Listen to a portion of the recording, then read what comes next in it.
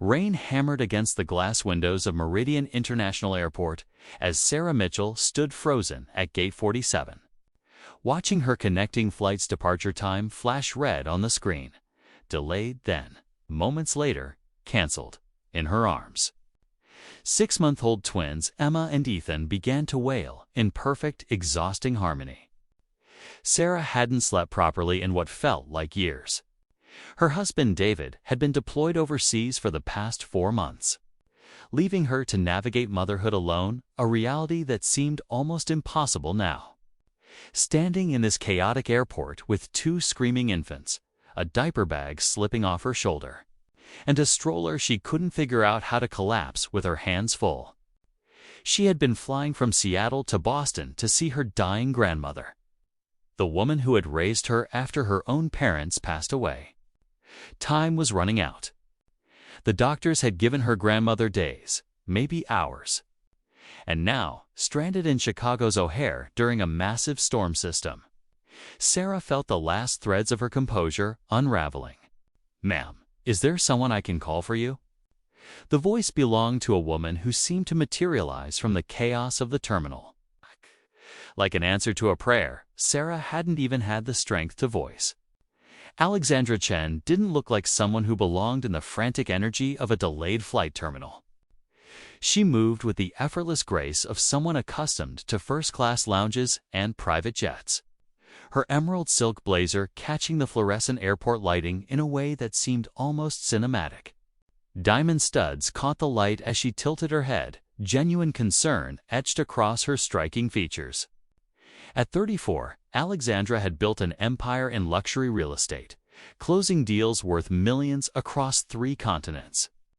She was flying home from Tokyo, exhausted from back-to-back negotiations, when she'd noticed the young mother struggling near the gate, agent's desk tears streaming down her face as she tried to simultaneously bounce one crying infant, while the other wailed in a stroller that seemed to have developed a mind of its own.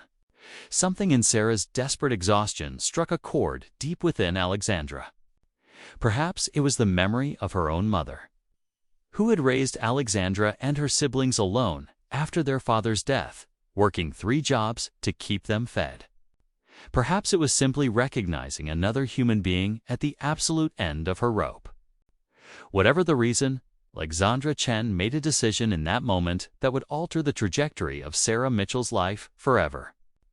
"I'm going to help you," she said, and there was something in her tone, steady, certain, unwavering, that made Sarah believe her.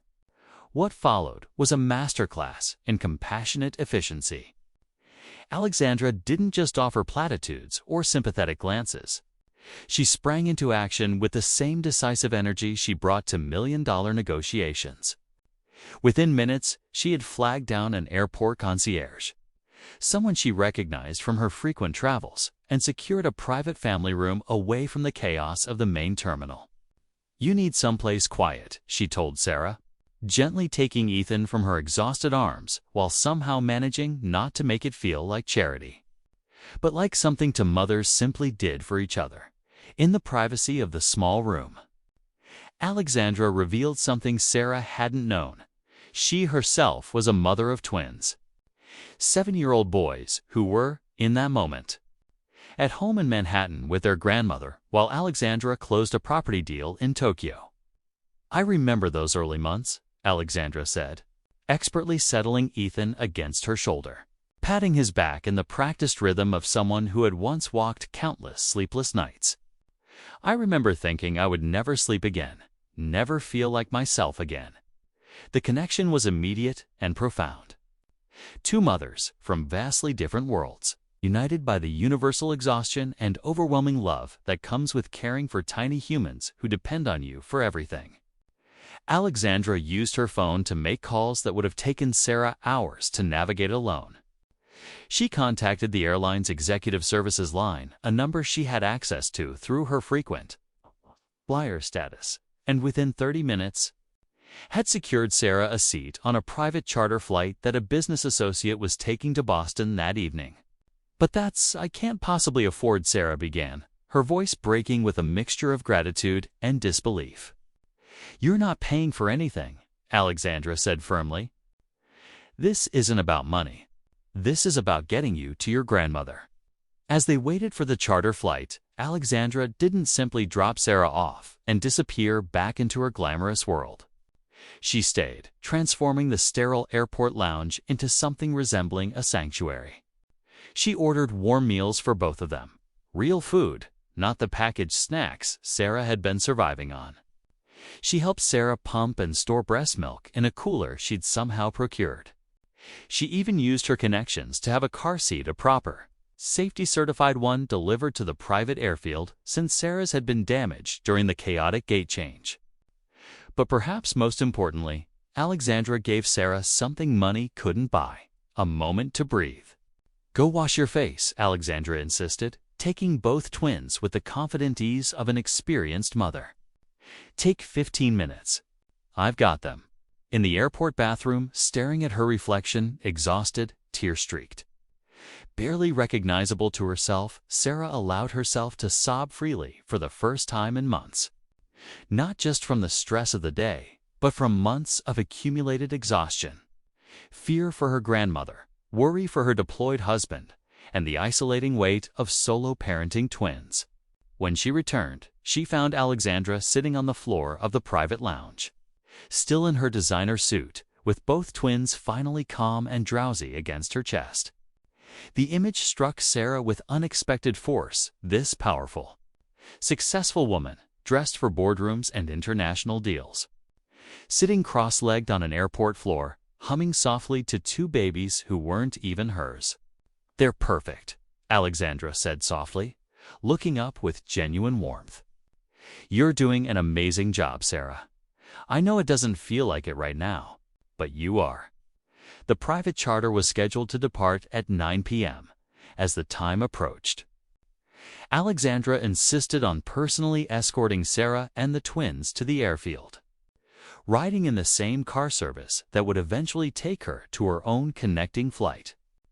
During the drive through rain-slicked Chicago streets, city lights blurring past the windows like scattered diamonds, Alexandra shared more of her own story. She told Sarah about her early struggles as a single mother of twins, working her way up from a junior real estate assistant to building her own firm, all while raising two boys largely on her own during their infancy before she remarried. "The thing nobody tells you," Alexandra said, watching the city lights reflect in the window, "is that surviving those early years with twins alone makes you stronger than you'll ever know. You're not broken by this experience, Sarah. You're being forged." At the private airfield, as Sarah prepared to board the sleek charter jet, more luxurious than anything she'd ever experienced, she turned to properly thank the woman who had transformed her worst day into an experience of profound human kindness. "I don't know how to repay you," Sarah said, tears welling up again, but this time from gratitude rather than despair. Alexandra simply smiled, pressing a business card into Sarah's hand. "You don't repay kindness like this. You pass it forward. Someday, you'll be in a position to help someone else who's struggling. That's how you repay me." Sarah made it to Boston in time. She held her grandmother's hand for 3 more days before she passed peacefully, surrounded by family, having met her great-grandchildren for the first time. But the story doesn't end there. 6 months later, Sarah, now settled with her husband home from deployment, found herself at a different airport, this time noticing a young father struggling alone with a newborn, his wife recovering from a difficult delivery back home. Without hesitation, Sarah stepped forward, offering help, comfort, and the same fierce, unexpected kindness that had once saved her. She thought of Alexandra Chen often, this glamorous stranger who had appeared like a guardian angel in her darkest moment, teaching her that true luxury isn't measured in silk blazers or private jets, but in the willingness to stop, to see someone's pain, and to act. Sarah eventually reached out to Alexandra, and the two women maintained a friendship that transcended their different worlds. Alexandra became an unofficial mentor, eventually helping Sarah launched a support network for military spouses managing parenthood, alone a foundation that has since helped thousands of families navigate the unique challenges of deployment and solo parenting. Today, when Sarah tells this story, she emphasizes not the luxury car, the private jet, or even the practical help Alexandra provided. She emphasizes the choice, the decision one stranger made to see another human being struggle and respond with immediate, unwavering compassion. Alexandra didn't have to stop. Sarah often says, she was successful, busy, exhausted from her own trip. But she chose kindness. In a world often characterized by rushing past each other's pain, by scrolling through struggles on screens without truly seeing the person behind them. This story remains a powerful reminder. Sometimes, the most glamorous thing a person can do isn't wear designer clothes or close million-dollar deals. Sometimes, the most beautiful thing anyone can do is simply stop, kneel down, and help carry someone else's burden. Asterisk.